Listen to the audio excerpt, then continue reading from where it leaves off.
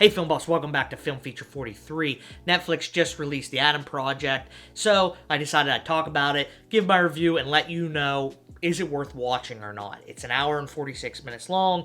You can do a lot of things in an hour and 46 minutes. You can watch like 6 episodes of The Office for the 10th time, so is it worth sacrificing that to watch this new film? Overall, the plot of the movie is really simple. It's one of the most simple time travel movies I've ever seen. Time travel exists, and there's a tyrant who's controlling the timeline. Ryan Reynolds as Adam Reed is here to fix that by going back in time and stopping any of it from ever happening. It's your classic time travel story, but they say you're not supposed to meet your heroes, and you're not supposed to meet yourself whenever you time travel. Adam breaks that rule because he has to. Laura, this is me. Hi. Parallel contact, babe. Well, you know, you've always said that you've wished you'd met me earlier. Here I am. He needs his past self to help him fix the timeline, and after he meets himself, shenanigans ensue. Overall, I think the main strength of this film is the acting pedigree on display. Jennifer Garner and Zoe Saldana and Ryan Reynolds are the high points of this movie, and also Mark Ruffalo and Catharine Keener are great as well.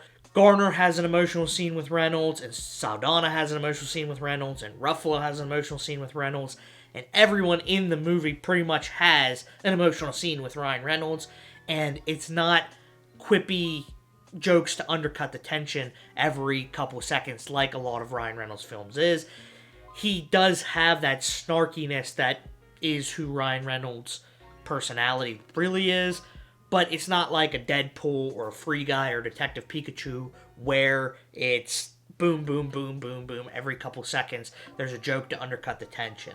There are real emotional beats in this film between the characters, and I think Ryan is displaying an acting prowess that you don't really get to see in a lot of his other films because it's undercut by the comedy so much. Don't get me wrong, it is a funny movie. The humor lands about 70% of the time, I think. Well, I'm not going to explain my plan to a 12-year-old nerd with an You inhaler don't because I do have not a have a plan. plan, but I know somebody who does. Mostly due to Ryan's ability to have that comedic timing, but it isn't undercut by the quippiness every couple seconds. I think that's a strong point of this movie. Even the kids in this movie with the bullies and Braxton Bergerkin as the younger Adam do a really good job. I've never heard of Braxton before, and putting an entire movie on a kid's shoulders opposite all this great acting potential is really tough for a kid to nail it 100% of the time, and there were some times that it was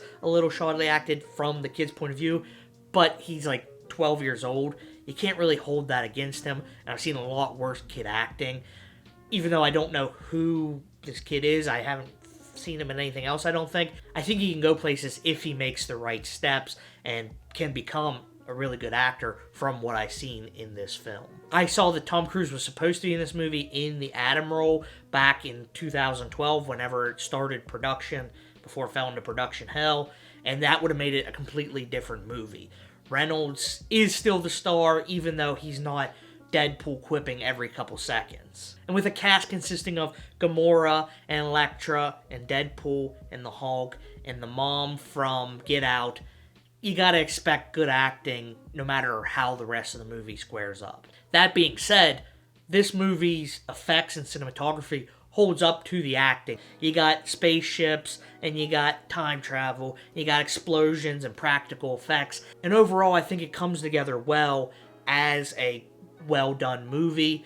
It was pleasing to look at. You kind of got Guardians of the Galaxy vibes with some of the music choices, and that is a strong point of the Guardians of the Galaxy films, and also a strong point of this movie. And one more strong point for this film is it wasn't as predictable as I thought it was going to be. There are bullying scenes in this like every other movie, and I thought that Adam was going to learn to fight for himself and at the end have a big showdown with the bullies.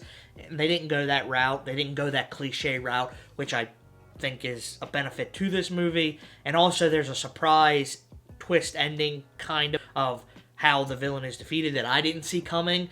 So overall, it doesn't fall into those pitfall traps of this is how we're going to do it and this is how the movie ends. it does have some surprises in there that don't fall into the same cliches that a lot of movies do.